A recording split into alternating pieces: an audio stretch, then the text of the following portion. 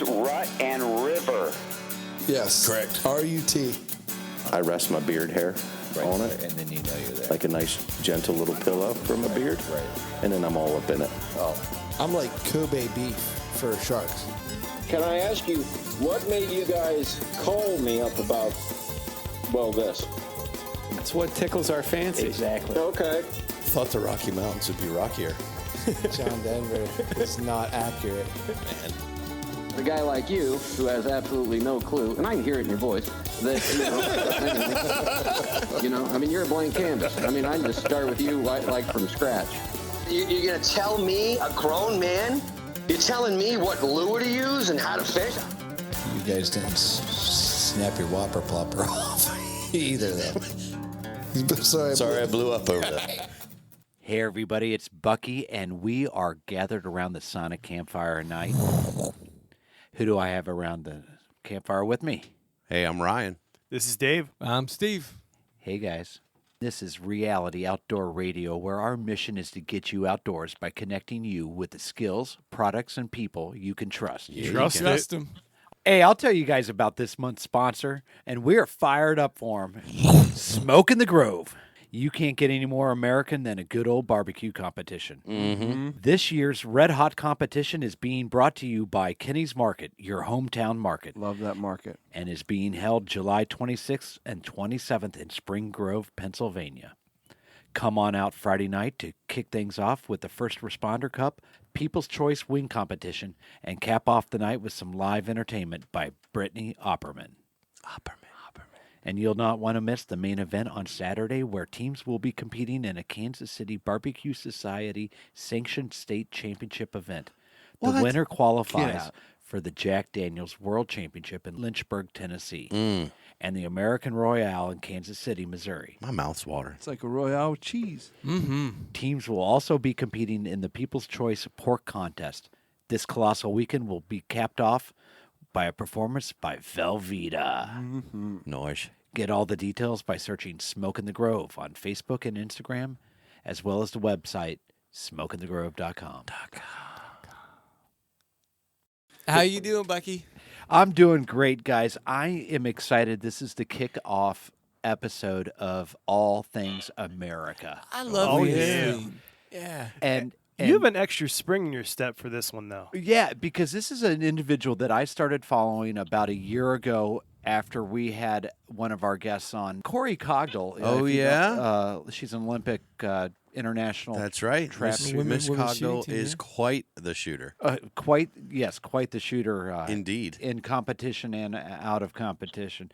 And so I started following this young man named Jake Wallace, and he is a team member on the international trap team for the United States. Is that right? He is a world record holder, a World Cup champ, Wow. a national champ, and a 2020 Olympic hopeful. Oh, nice. But no I joke. have a feeling he's He's not going to just be a hopeful. a hopeful. Is that I right? like it. He's Did on you it. reach out to him? I reached out to him, and I have him on the phone all the way from Right now? Colorado Springs, Colorado. Are you kidding me? Woo. Welcome, Jake.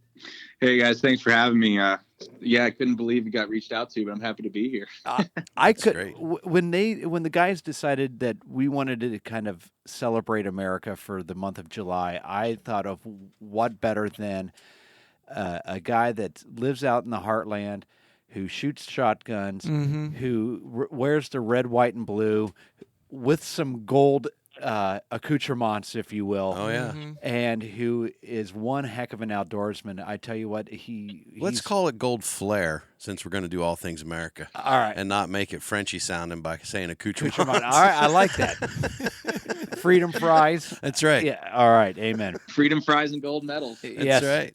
So, Jake, tell us a little bit about yourself. We know that you're from Colorado Springs. Coming up, and how you got into competition shotgun shooting. Well, I'm actually not from Colorado. I was born in Southern California. Pretty typical Southern California life. Didn't know that much existed. Did you surf a lot? Yeah, I did when I was really young. Like 8 to 10. I was, as much as an 8 to 10-year-old can surf, but Yeah.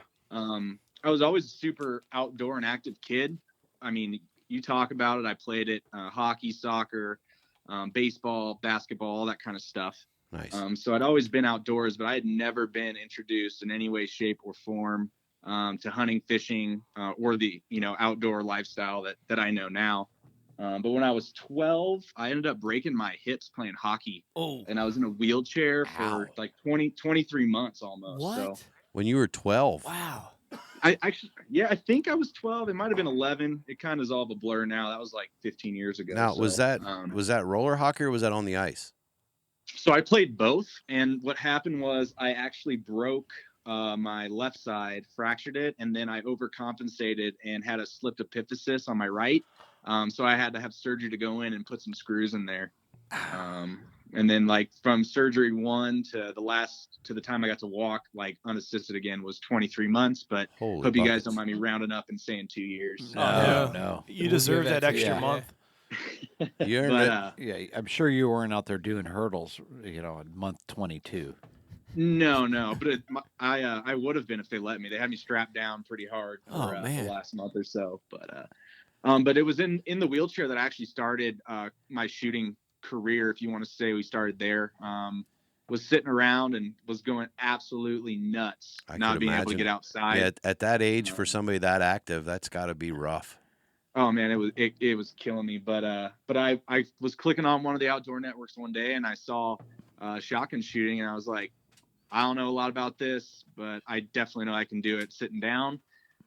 Got talking to my dad and we ended up going out the next couple weeks and going to our local gun club and started shooting with a New England Arms 20 gauge from Walmart for $79.99, man. No way. Nice. Wow. Yeah, so that's how I got my start. And after that, got walking and moving again and kind of started climbing the state rungs and got more and more active and got into the competitive shooting on a pretty heavy scale. So Still using that New England Arms shotgun.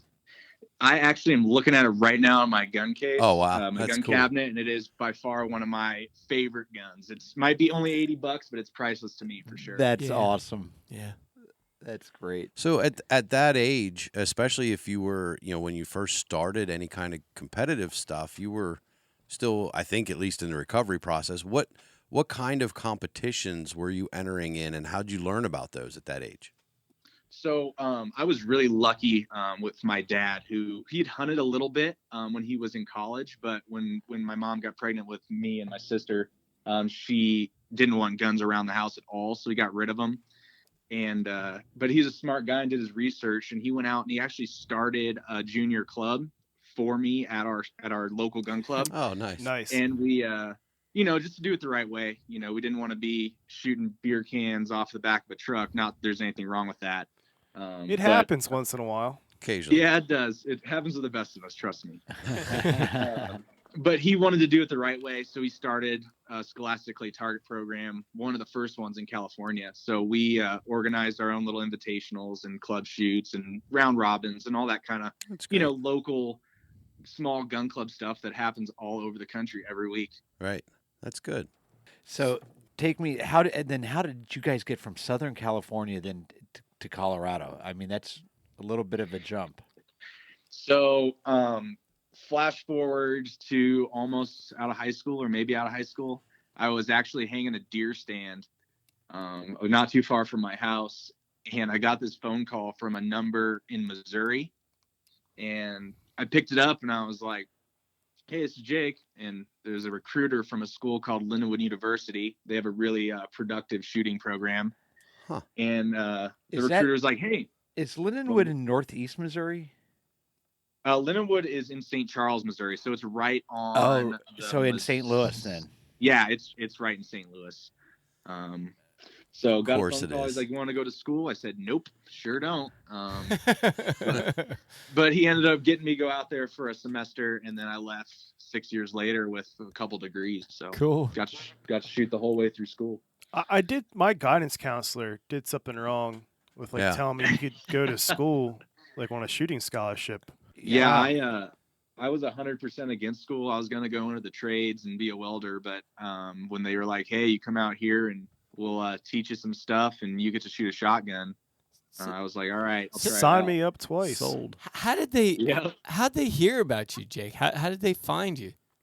Believe it or not, the international shooting community is pretty tight knit. One way or another, we all know each other. And Lindenwood had come out to Southern California in the winter to train. I don't know if you guys have been in Missouri in January and February, but it's not the greatest place to hang out sometimes. Bucky may have been there once or twice. I may have been. I went to school at University of Missouri back in late '80s, early '90s. Yeah, you don't see the sun for most of the winter, that's for sure. No, you don't, and then in the summer it rains half the time. Yeah, but they came out to Southern California, and I got on their radar, and when I graduated, they called me. So it was an awesome kind of cascading events that worked out well. Is there anything in Pennsylvania like that? Like this international shooting program? Is there anything that you guys know of that there is a lot of grassroots type rod and gun clubs, local clubs that are out there, and they all have, especially for the youth age groups, they do have a lot of competitions which will qualify kids to go for regionals and then for states. So there are a lot of things, and actually a good friend of my son's is doing that through the archery ranks, and he's actually ranked first or second in his age bracket nationally in archery. So yeah, there's a lot of stuff around. Kids just got to be interested in it. Yeah. Also, locally, the 4-H clubs also have shooting classes. Yeah. So there's basically avenues wherever you are that if you're interested in it, you're a good shooter. There's some way or another. There is now, but it sounds like when Jake was getting started, his dad actually had to start the clubs. Yeah, 4-H has been great, and they've been around for such a long time. The program we had was SCTP, but they have AIM, a whole bunch of other youth programs, and I mean a lot of schools now are actually offering traps shooting and skeet shooting as like a letter sport. I got to do it in my high school as PE, which is hard for people to believe in California. But it's hard to believe. But yeah, man, just breaking boundaries left and right over here. I guess. That is awesome. Keep that up. That's for sure. So you said you spent 6 years at Lindenwood, and you came out with 2 degrees. Yeah, no, I didn't do like a bonus year as a senior. I got my undergrad in international business. And then I got my MBA in finance because with the cool thing about shotgun shooting is we're not NCAA, which some people are like, man, that's kind of sucks. But we have no restriction on eligible years. Right. So I was able to continue shooting and get a master's degree while still being on the shooting team. So nice. Cool. Yeah, it was a sweet gig. I love Missouri. I love that school. It was an awesome time. Missouri's a pretty special place, bud. These guys get tired of hearing about it. So now, I'm wearing a Missouri Tiger shirt right now. In fact. Oh well, good. I've had quite a few good weekends there. Yeah. Oh yeah. Who hasn't? So I haven't. Yeah, Colorado Springs like the national shooting team's like headquarters now, or? So it actually has been since like in the early 80s. Okay. The Olympic Training Center's out here, and our NGB is actually at the Colorado Springs Olympic Training Center. Oh wow. Yeah, so we have rifle, pistol, and shotgun, and all the Paralympic events as well are based as far as staff and resources out of here. Since Deaky mentioned it, and we did mention as well that you're a 2020 Olympic hopeful, can you kind of take us down now that we're in the summer of 2019? I imagine things are going to start up here before too long as far as the road to Tokyo. Yeah, so that has already been underway for some time because we have to actually qualify as a country before we can go to the Olympics because, they make the United States earn everything, so we don't get any free passes. Of course not. But that's fine. So it's fine. It's harder earned, better felt, better deal. But so we're currently working on getting those quotas right now. We can get a maximum of 2 for the United States for men. And then once we do that, we have Olympic trials that start in September for 1 match. And then we have a second match in March, and that will decide our Olympic team for all of our events.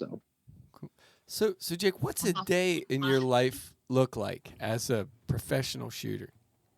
So I'm a professional shooter, and I have a whole bunch of other stuff on the side. It's really hard to be a professional shooter with and just shoot. I'm fortunate enough to have sponsors that allow me to do it a lot, but I still have some normal jobs too. So it starts early, man. I mean, I'm up at 5 in the gym, try to get out to the range and training by 8:30 or 9. And I, depending on the time of year, I'll either hammer it and shoot like 300 or 400 before I go off, or, you know, write for whatever publication I'm working on, or go to work or whatever. But hammer it pretty hard depending on the time of year. Get done, head back to the range sometimes from like 3 to 5. Come home, do some more work, in bed by 10:30 or 11, and then start it all over again, man. You said 300 or 400. And that was just the morning session. And that was in the morning.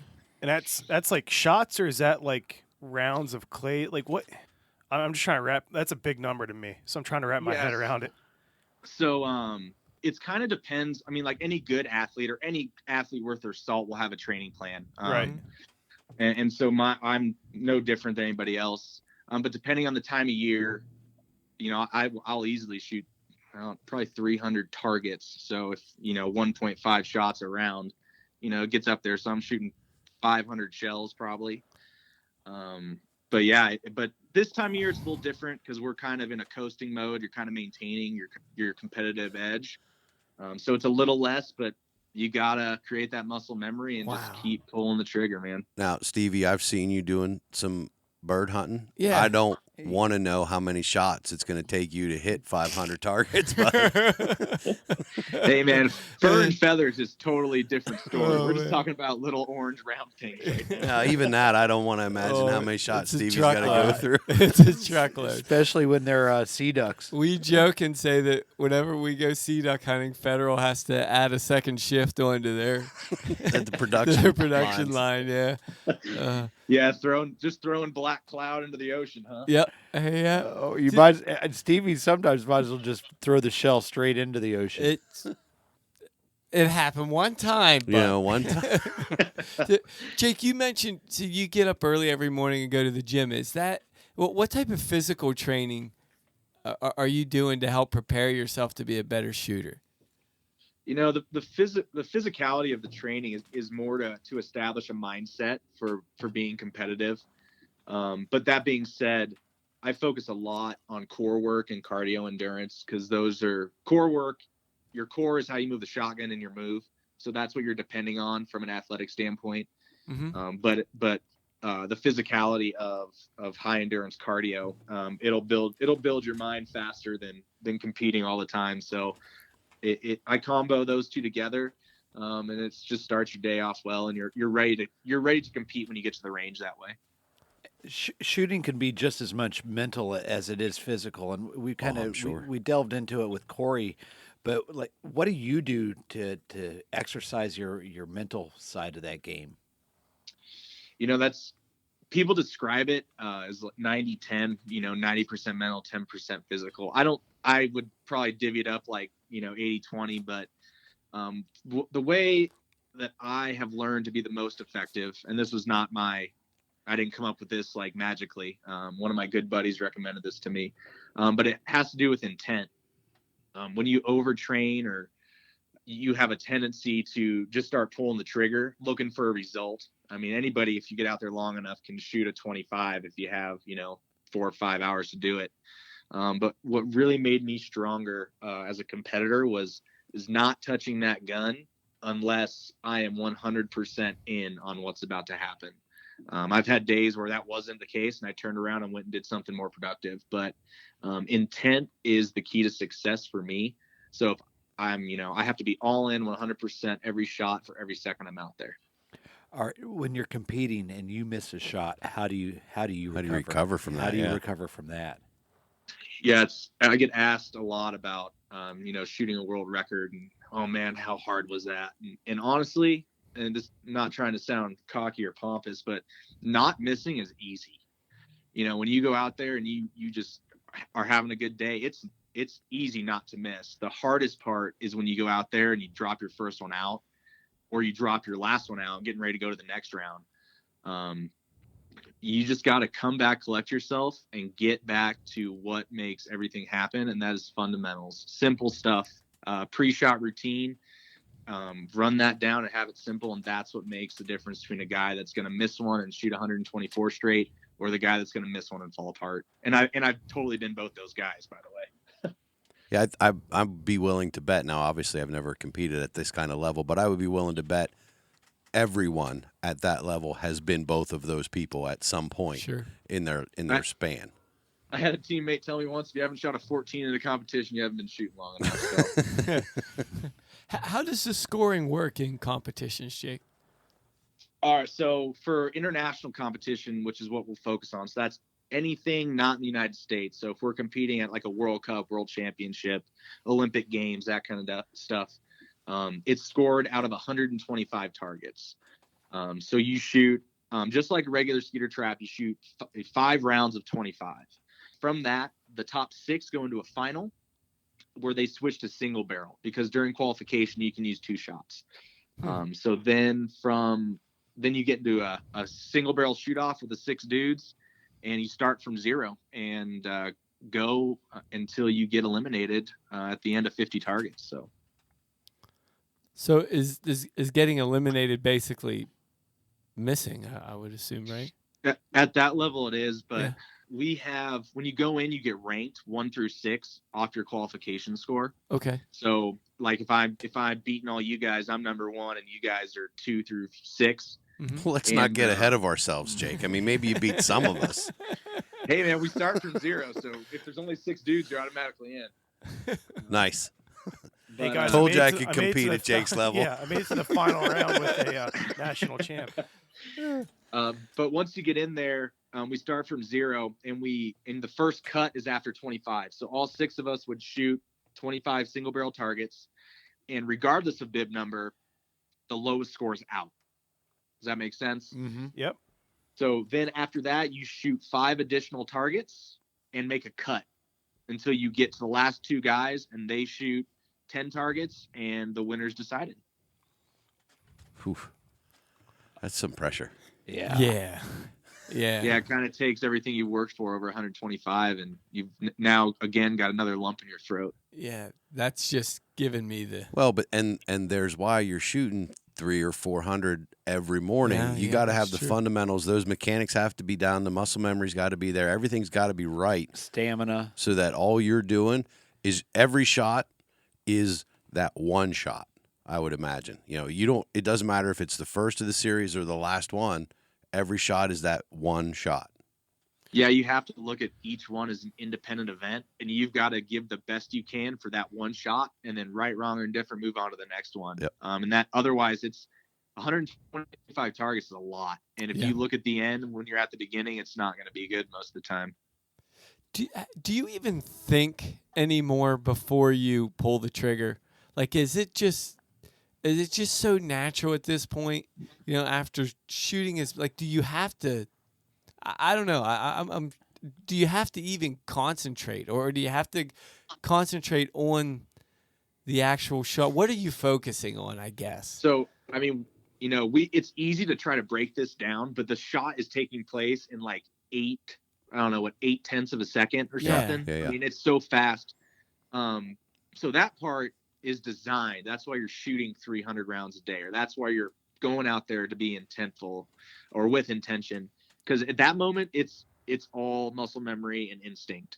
But the moments before that, your pre-shot, what you think about from the first time or from when you shoot to the next time you shoot, that is the important part. And that's where focus, running the pre-shot, and calming nerves really come into play. Because that's happening so fast, it's the time in the middle that gets you. What calms your nerves? I look at nerves as a good thing. Without nerves, you probably shouldn't be doing it. I mean, if you guys think about when you guys see a group of ducks coming into the decoys that are locked up, or you get a big fish on the end of the line, you have nerves, and that's a sign that you are like in the moment. You realize the gravity of it. You're it's an important thing. Yeah, if that doesn't light your fire, your wood's wet then, right? Yeah, I always tell my wife that I'll quit when those nerves go away. So I see that as a positive thing, and I always have, which I think is a little bit different because a lot of people have to overcome that. I'll still puke before I go shoot, but I look at it as a positive thing. So, I mean, do you get that nervous? You're just purging. It's okay. Hey, man, everybody gets nervous. Oh, I don't care who you talk to. Yeah. I've talked to some amazing athletes, and, they all are in the locker room before the big game deciding to have a little chat with the porcelain god for the most part, Hey, your stomach's got muscle memory too. It knows what's coming. One way or another, I mean, you're either throwing up or you're, evacuating the opposite end. I would not have thought that. Oh, I would not have. That's really surprising that you still, but before competition, you still get that or have the potential to still get that. It makes me feel better. Oh, well, yeah, absolutely. I remember the first time it ever happened. It was the first men's team I ever made, and I made the final in like second or third, and I walked into one of the range bathrooms there and closed the stall and had my discussion, and I walked out. One of the dudes that was shooting off with me in the final came out of the same stall next to me, and we walked out and shot. So I mean, at that point I was like, hey man, this happens to everybody. You just got to deal with it. Yeah. You know what? This is helping me make some things make sense, Stevie. Are you ready for this? Uh-huh. When we went on that sea duck hunt, Mm-hmm. I think Will was just nervous. Oh yeah. He wasn't. That was he wasn't seasick. seasick. He was just Nah, nervous. He was green. He was green with seasick. Come on, don't defend him, Deke. He was just nervous. He was nervous. He was afraid he was going to shoot and miss one of them sea ducks in front of you boys. Didn't bother me at all. This might be obvious, but you're using two guns then in that competition. You're going to use your double barrel, presumably an over and under, and then you're switching to a single shot? No. You just get one shell. Yeah, you just get one shell. Okay. So, Okay. If you load the top barrel, like I shoot a Krieghoff K80 over under, so I shoot the same gun through the whole match all the way through. Just when you get to the final, you can only put one in the pipe. You know what I mean? That makes more sense. Yeah, Obviously, it does. swinging a different gun Because I was like, it's going to swing different. Wow. I was going to go very in depth of how are you setting up two guns to be that Balanced. Balanced. Yeah, I mean, that's perfect. But Now, can you? Does that at your level only having one shell is that a transition though? Not having two shells when you're swinging that gun. No, because the weight's between your hands. I mean, you guys shoot shotguns, so that's you don't really notice it between your backhand, your front. If you notice anything, it's more of just the mental insecurity of not having a second shot. I was wondering if that's going to weigh more in Gotcha. what's going on between your ears than what's in your actual hands. Yeah, I mean it does. I mean, especially when they first introduced this. I don't know. It's been a while ago, probably 12 years. But when they first introduced it, you'd watch guys go out there and just rock it in qualification, and then get into a final, and it's like, dude, you had like 98% first barrels anyway. What is going on with you? Yeah, it just didn't have that little cushion. That just happens. Yeah. They just crumple with the melted. just knowing that they don't have that backup. Do you use both eyes to shoot? Okay, here's my public service announcement to anybody who's never shot a shotgun. Don't ever take anybody out with a shotgun and have them close their eyes. You're just cutting off half their world. I started when I was young doing that, and it was the hardest thing I ever did in my shooting career, in my athletic career, to go from one eye to two eyes. Right. When did you do that in your career? I did it probably when I was like 16 or 17. I just got my first big win, and I had just gotten my first quote unquote real gun. I had a pretty expensive gun that we went out and got at the time, and my coach, after that win, came up to me and he's like, "Listen, dude," he's like, "you're good." He goes, "But if you want to be great, you're gonna have to open up that other eye." Open both eyes. And yeah. I went from that match being on the highest of high to I did not make another final for almost a year after that. And I almost quit several times, like silent rides home from the range. Like, this is terrible. I hate this. It was the hardest thing I ever did. I didn't hate it, but I was just upset that I'd worked so hard to get to a point, and I thought that that was the highest point I could attain. But having said that, once I got it, man, it was like, watch out. There's nothing like it. You could say you had your other eye opened. I mean, you open up half your world. Literally. Yeah, but it completely changes the sight picture. I've worked off and on in archery shops for a number of years now, and just teaching first-time shooters shooting archery equipment. It's the same thing. I advise against it. Unless I shoot everything with two eyes open. Yeah, unless you've got somebody who's left eye dominant that insists on shooting right-handed so that they're using their right eye. That's the only time I'll advise them. Use a patch or close that eye if you can. Otherwise, both eyes open for sight picture. Yeah, I mean, A Christmas Story. I do a lot of kids coaching and youth stuff. Christmas Story kills me, man. They're like, well, Ralphie closes his eye. I was like, yeah, well, that was a BB gun. This is a big boy. And he shot himself in the eye. And then the icicles came down. Oh, wait, no, that was the story you made up. So, Jake, let's switch gears here a little bit if we could, and tell us how you got started hunting. Because if you go check out Jake's Instagram account, you won't be disappointed. You won't be disappointed. Oh, it's good stuff.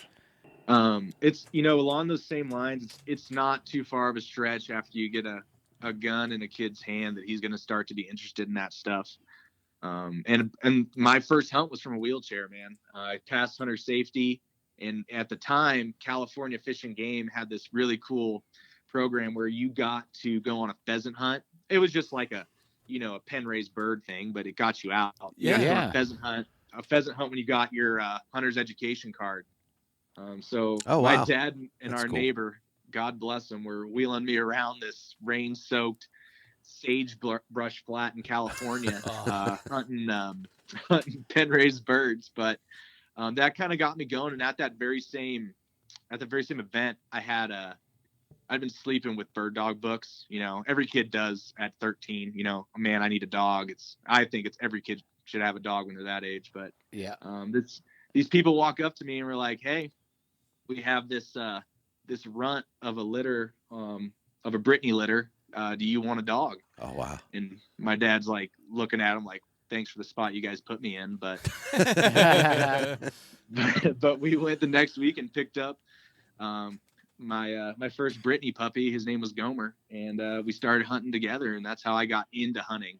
Was with upland game and waterfowl. So now, you just said a couple things that keyed up something in my mind. So you're talking about Colorado, you're talking about sagebrush, and you're talking about wing shooting. Tell me you get into some sage grouse in your area. Not where I live, but I have a few sage grouse spots that are still pretty productive. Oh, that's a bucket list for me. That's just we keep learning about Deke's bucket list. For people that have never heard of a sage grouse, why don't you enlighten us? I mean them on what sage grouse is. Well, I mean, don't get me wrong. I think they're even mysterious to the people that hunt them. Just because of what it goes in to finding a good spot. And but basically, like, think of a baby turkey that hides in the sage flats and flushes when a dog points it. They're incredible birds. They're super adaptable. I mean, they're just something. Until you do it, it's like you just can't describe how cool it is to get out and hunt them. And people I talk to, they're like, "You spent 4 hours trying to shoot a bird." I was like, "Yeah, man, but it's flush a bird, right?" Yeah.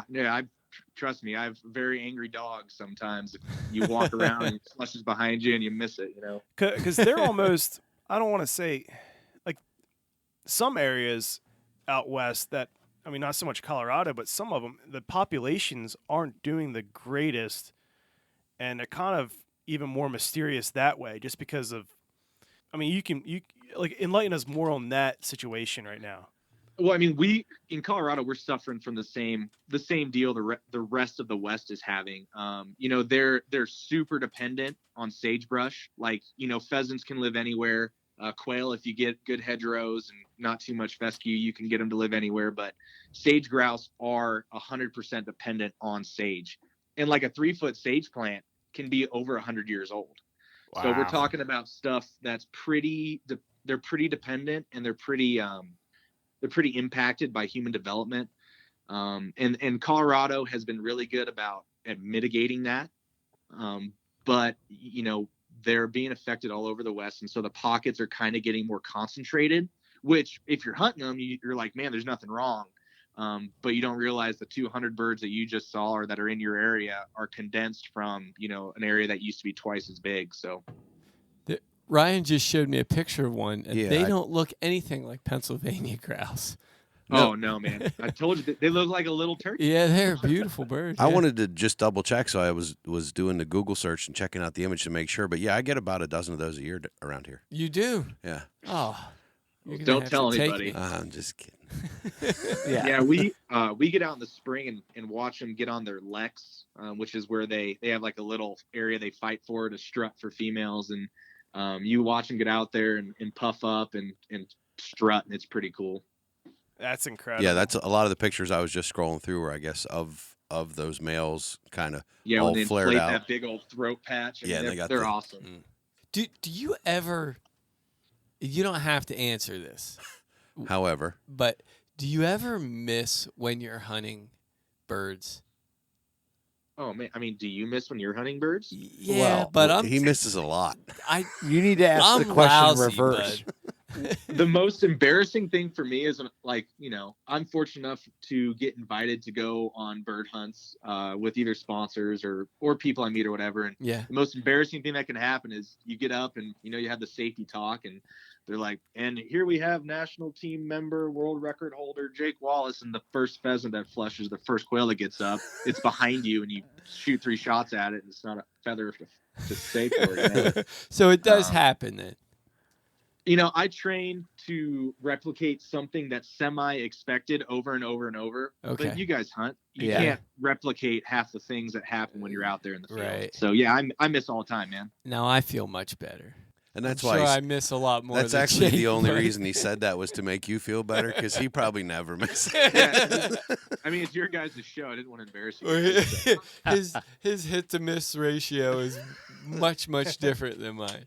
Probably 1.5 shells per bird. Are you like a 5+ shells per bird? I'm a box of shells per bird. Person.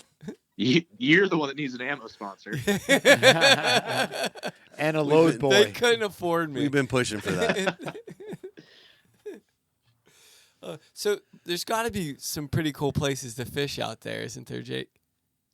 Oh yeah, I'm less than an hour from the Miracle Mile in Colorado. So like we have the South Platte, we have the Green. I mean, we have so many awesome rivers out here. You can go crazy with a fly rod or regular tackle, whatever you guys want. What do you like to do the best? What's your favorite way to fish? I like to fish however is going to put a fish in the boat. You like to eat them? Yeah. I mean, don't get me wrong. I put a lot back, but I have a real hard time getting in the car and driving somewhere if I don't get to put one in the oven every once in a while. So, and what's your favorite fish to eat? Oh, I mean, good question. That's tough. You're talking to a kid that grew up in Southern California, so catfish. It's gonna, yeah, catfish. Channel cat.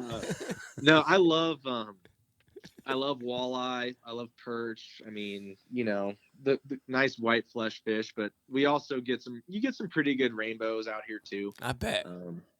So I just try to stay away from those big, like 12-pound reservoir brown trout that are all muddy tasting. But other than that, we usually do okay. Yeah, like a 12 to 15 inch stream trout there's just nothing better. I know the crappie's good, and Bucky's been pushing those on me, and I've had bass and walleye that have been great. But man, when I grill up a trout, it is just something else. Well, maybe I need to taste your trout. Yeah, you do, bud. I know when I moved to Missouri, they had all this white fish everybody's frying up, and I'm like, crappies, dude, right? I come from the ocean, like, yeah, it tastes like what you put on it. Yeah. Now you do a little salt, pepper, just a little bit of butter and olive oil, and grill it right up on those trout. Oof. Dude, you need to pickle some. See, really? I would probably get I've into been that heavy a on the little bit. pickled trout lately. Pickled trout. Yeah, Never I've heard of tried. like pickled Herring. pike and pickled herring, but Yeah. never trout. Boom. That's Done. intriguing. It's happening. Yeah. Yeah, I mean, I got into so I tried to pickle some carp at the beginning of this year, which wasn't terrible, but But I pickled some trout that my wife and I caught, and it is pretty bomb. Do you fillet it, or do you just chunk it up and throw it in there? I did it both ways. So I made 4 jars, and I filleted 2, and then I just cut it like steaks on the other 2. Yeah. And you, other than the backbone on the staked ones, you didn't have to do much to it. So did those other like rib bone? I don't know. I was gonna say, yeah. Did that just dissolve in the pickling? Does that take? Yeah, man. The vinegar breaks them down, so you let them sit in there for like 7 days, and you can just pull the backbone out, and you're good. Like a sardine. Yeah. Yeah, for sure. Only a week. Wow, you just opened a world to us. Oh, Deaky. Yeah, we're starting a pickled trout business. We keep 1 million trout a season, and we've never pickled it. And I've had the herring with the cream version instead of just a clear brine. Mm-hmm. Yeah. And boy, I'm thinking the trout with the cream. Oh my gosh, guys. Well, I mean, like, you know how hard it is to keep a frozen trout. I mean, they just don't freeze well. Right. So, well, it's hard not to eat them right away too. It's hard to get them in the freezer. True. Yeah. Oh, that's a great idea. So, Jake, we're at the point of the show now. What? Yeah, we're went bumping fast. up one time. That did go fast. Wow, Stevie, that was faster than a. That was what? How long is it? A shot's 0.8 seconds. I don't know. Never mind. Jake, we're at the point in the show where we like to throw out 5 questions at you. We call them our Fast 5. Yep. And there's no wrong answers. But we'll tell you if they are. But we'll tell you if they are. As long as it doesn't sound French, it'll be all right. Yeah, our one rule is no French answers. But other than that, just kind of throw out the first thing that comes to mind. All right. Now, question number 1, what are you most proud of? My dog. Nice. What is your current dog? Yeah, we didn't get to talk about you. That's not question 2. That's just question 1A. It's 1.1. Yeah. Yeah, I have a 2-year-old, just turned 2-year-old Brittany right now, a male. Nice. What's his name? His name's Tucker. Oh, great. And if you do jump on Jake's Instagram right now, you're going to see those photos and stuff of Tucker. So it's good that we you make hunt sure around and in say there. hi. He actually gets me beer out of the fridge, so he's pretty well trained. Really? Oh my I gosh, would say so. best dog ever. Cha-ching. Yeah, man. Question number 2. What is your pump up song at a competition? Another one bites the dust. Yeah. I like it. Yeah. I understand it too. Yeah. Oh, I see what you did there, Jake. I like it. David Kyle kind of has a kindred spirit with Freddie Mercury anyway, so just a little bit. I could see that. Yeah. All right, number 3. Let's get deep here a little bit. What makes you happy? Ooh. And you can't repeat any answers. Having a wife that loves the outdoors as much as I do. There you go. That's awesome. Yeah, for sure. It makes life easy and fun. It really does, doesn't it? Mm-hmm. What's your favorite movie, Jake? That's a tie. I'm going to have to go with 2 answers, so you're going to have to take it. First one would be Jurassic Park, and the second one would be Miracle. Okay. I see the hockey and the Olympics. Olympics, I like that. Sick and tired of hearing about what a great team these Russians have. Now the Jurassic Park, though. It's the first movie I ever saw. I don't know why, but I could watch it over and over, man. And I kind of think it'd be cool to hunt a dinosaur. So it's probably never going to happen. But I'm with you. It might happen. Someday. Stevie's still working on some things. We got some things in the works here. So we're going to do it. Yeah, Right. if there's a state that will do it, that Texas would be the place to go to. Yeah. I think they need to reinvent their high fences, though. Oh, a little bit higher. Yeah. Stevie's been working on a few things. We aren't at liberty to talk about it just yet, but let's just say don't be surprised. Velociraptors are going to be on your wall. All right, Jake, last question in the Fast 5. What's on your bucket list? And this can be either a hunting trip, a fishing trip, or just a destination you'd like to go to. Time and money are not a thing on this bucket list. I want to finish my Grand Slam of sheep. That'd be it. So have you finish started? it? I love this. Okay, so let's go down that rabbit hole. Yeah. You guys obviously did not scroll far enough back in my Instagram. we have to pretend like we're I surprised. scrolled way back, but I was more into the bird hunting though. Oh man, yeah, sheep are. I was lucky enough to draw a desert bighorn tag in 2014, and they are by far the most amazing animal I've ever hunted. And where was that, in Colorado that you hunted that? Yeah. We have a small herd of bighorns, of desert bighorns on the western side of the state. Oh wow! So I got to go out there and hunt one of those guys. Now, what's incredible? What's that like? I mean, is it hours of climbing and hiking, getting into position, but to get busted, and then it's more hours? Is it one of those tough, rigorous hunts? So I can't claim 100% credit because that particular year I was gone like 205 days, so I had to get an outfitter. But that being said, it was a ton of hours of climbing. And then when we got up to where we wanted to shoot and find the ram that I wanted to kill, there was 5 of them fighting over a ewe that was in heat. And so the one I wanted bedded down, and we watched the other ones fight over this ewe and breed her for like 2.5 hours. So it was a real special hunt for me. I had my dad, who's 75, there with me, one of my best friends, and my now wife, who's fiance. So it was just an awesome experience the whole way around. Yeah, that would be pretty cool. Yeah. And then you sealed the deal after that. Oh, dude, walking down and putting your hands around the bases of a sheep there's no better feeling. It's just the coolest thing ever. So what are the other sheep in the Grand Slam? So there'd be stone sheep, dolls, and the Rocky Mountain bighorn. Cool. Yeah. Cool. And are you one into this, or? Yeah, I've got my desert, which used to be the hardest, but thanks to some great conservation partnerships in Mexico, they're making a real big comeback down there. And then I've put in for a few years in Colorado for my Rocky and several other states. So, and then unfortunately the stone and doll just comes down to how many Benjamins you got. Yeah. That's what I've heard. But you're on your way, bud. So that's good. Yeah, I'm only 28 and I drew it on my first year, so I figure I can't be too picky. Right? Yeah. Awesome. Yeah. That's certainly an attainable bucket list, and should be everybody's goal anyway. I like it. Not too many of you guys, especially if you're putting in the Colorado draw. Yeah. No, I mean the bucket list should be attainable. Oh, for sure. Yeah.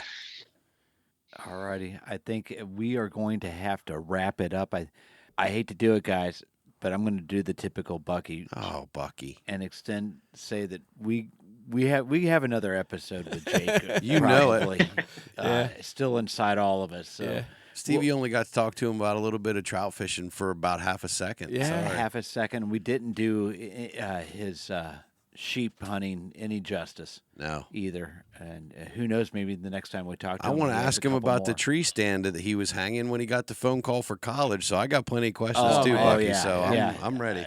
Like I said, I didn't think that we would be at a loss for content with Not at all. Jake Wallace. Not a surprise at all. So good on you, Jake.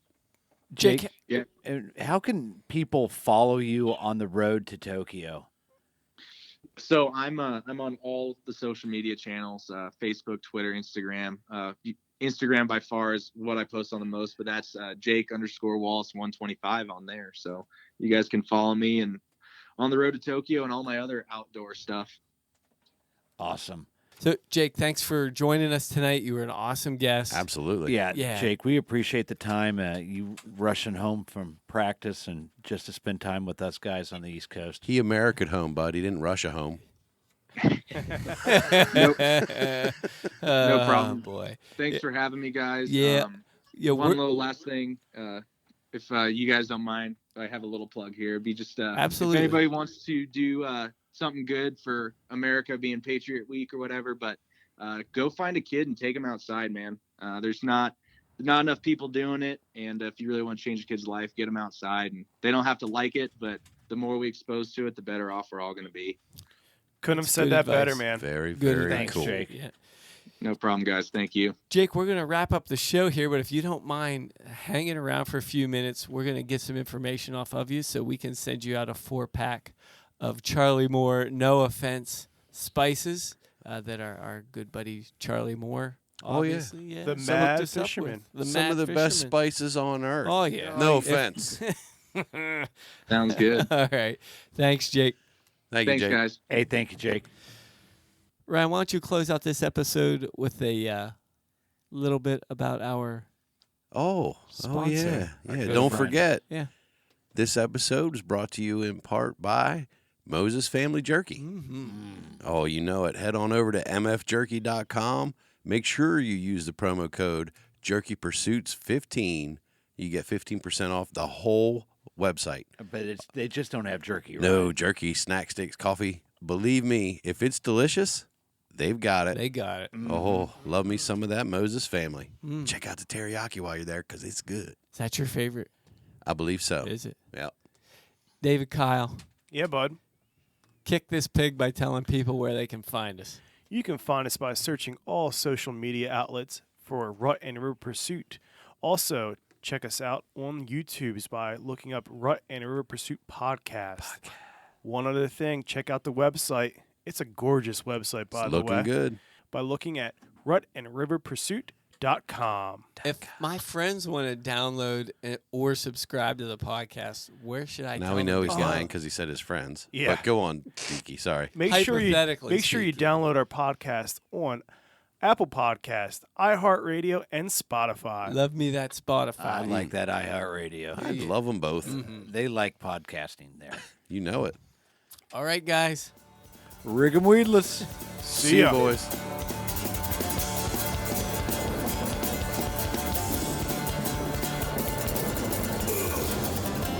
Now, Stevie, I've seen you doing some bird hunting. Yeah. I don't want to know how many shots it's going to take you to hit 500 targets, but Hey, man, fur and feathers is totally different story. Oh, We're just man. talking about little orange round things right now. even that, I don't want to imagine how many shots it's a Stevie's got to go truckload. through. It's a truckload. Especially when they're sea ducks. We joke and say that whenever we go sea duck hunting, Federal has to add a second shift onto their At the production, their production lines. line.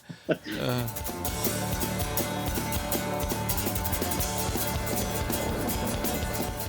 So, like, if I'm beating all you guys, I'm number one, and you guys are 2 through 6. Let's not And, get ahead of ourselves, Jake. I mean, maybe you beat some of us. Hey, man, we start from 0, so if there's only 6 dudes, you're automatically in. Nice. Hey, But, guys, Told I you I made it could to- I made it to compete the at Jake's fi- level. Yeah, I made it to the final round with a national champ.